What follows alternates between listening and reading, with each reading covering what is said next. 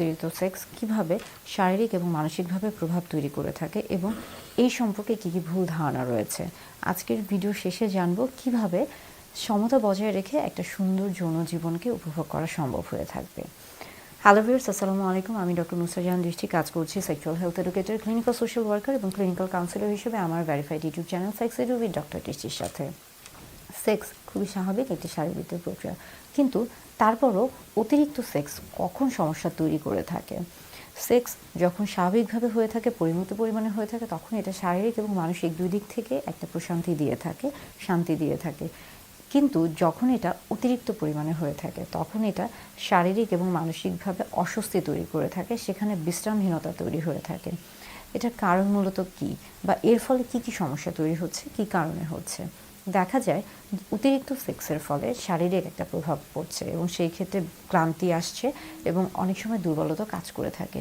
মানসিকভাবে দেখা যায় যে মস্তিষ্কে ব্রেন বা মস্তিষ্ক বিশ্রাম পায় না, অর্থাৎ অনেক সময় দেখা যায় এই ক্ষেত্রে হতাশা তৈরি হয়ে থাকে, নির্ভরশীলতা তৈরি হয়ে থাকে, একাকিত্বে অনেকে ভুগে থাকেন।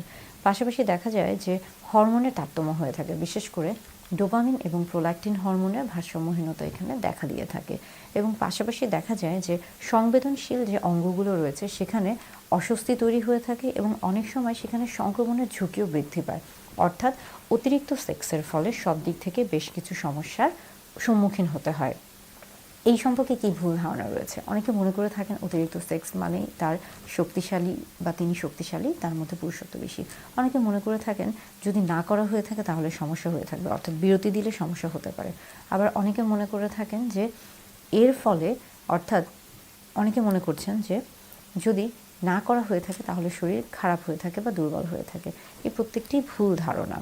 একটা নির্দিষ্ট সময় পর্যন্ত যদি এটা করা হয়ে থাকে তাহলে এটা স্বাভাবিক এবং বিরতি দেওয়া প্রয়োজন। প্রত্যেকটা জিনিসের ক্ষেত্রেই বা প্রত্যেকটি বিষয়ের ক্ষেত্রে বিশ্রাম প্রয়োজন রয়েছে।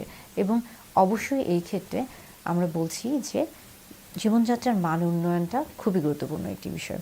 সবসময় খেয়াল রাখবেন আপনি আপনার শরীরকে গুরুত্ব দেওয়ার চেষ্টা করবেন, বিশেষ করে আপনার মানসিক অবস্থার দিক থেকেও সেটাকে গুরুত্ব দিবেন। আপনি যতক্ষণ পর্যন্ত না আপনি নিজে থেকে তৈরি আছেন, মানসিকভাবে প্রস্তুত আছেন এবং সার্বিক দিক থেকে, কখনোই জোর করে কোনো কিছু করতে যাবেন না। অতিরিক্ত কোনো কিছুই ভালো না। তাই সেক্স যদিও স্বাভাবিক শারীরবৃত্তীয় প্রক্রিয়া, কিন্তু অবশ্যই একটা নিয়ম মেনে সুন্দর জীবনধারার মাধ্যমে এটাকে ভারসাম্য বজায় রেখে তারপরেই এর মধ্যে যাওয়া উচিত। অতিরিক্তভাবে বা জোর করে কোনো কিছু চাপিয়ে দেওয়া উচিত না।